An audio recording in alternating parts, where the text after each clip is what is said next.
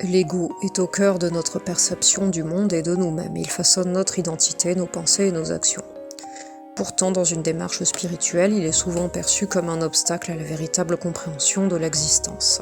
Pourquoi ? Parce que l'ego nous enferme dans une vision limitée, individualiste et souvent illusoire de la réalité.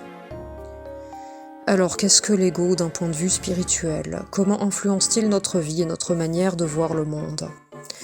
Et surtout, comment apprendre à le dépasser pour accéder à une perception plus vaste de nous-mêmes et de l'univers.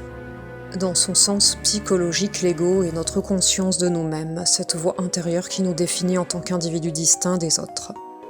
Il nous permet de nous situer dans le monde, d'interagir avec les autres et de développer une identité propre. Cependant, d'un point de vue spirituel, l'ego est souvent considéré comme une illusion.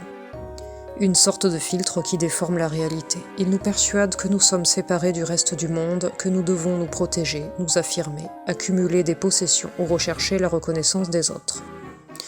Il crée ainsi une perception fragmentée de l'existence, où nous nous percevons comme des entités isolées, au lieu de nous voir comme faisant partie d'un tout plus vaste.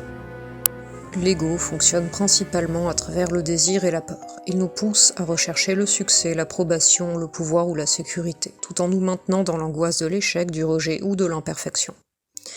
Il est aussi à l'origine de nombreux conflits intérieurs et extérieurs. Dans nos relations, il nous incite à la comparaison, à la jalousie, à la compétition. Dans notre quête du bonheur, il nous fait croire que celui-ci repose sur des éléments extérieurs.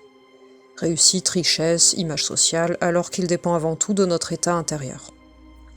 Dans notre rapport à la réalité, il nous enferme dans des croyances limitantes, des certitudes rigides et une peur du changement.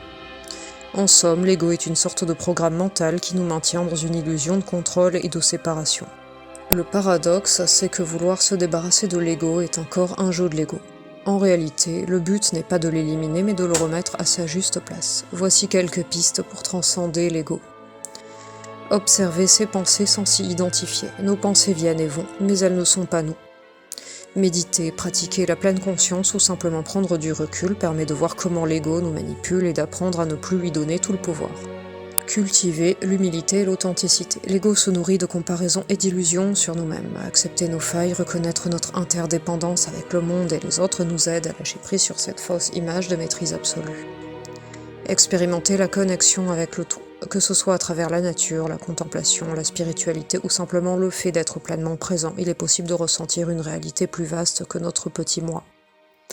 C'est dans ces moments que nous touchons du doigt une vérité essentielle. Nous ne sommes pas isolés, nous faisons partie d'un ensemble bien plus grand. Loin d'être un ennemi, l'ego est un outil. Il nous permet d'interagir avec le monde, mais ne doit pas devenir notre seule boussole. La véritable sagesse consiste à voir au-delà, à comprendre que notre identité dépasse les limites de ce moi construit par nos pensées et nos expériences. En apprenant à ne plus être dominé par notre ego, nous ouvrons la porte à une autre façon d'exister, plus libre, plus consciente et plus alignée avec la nature profonde de l'univers. Bonne journée et à bientôt pour de nouveaux contenus.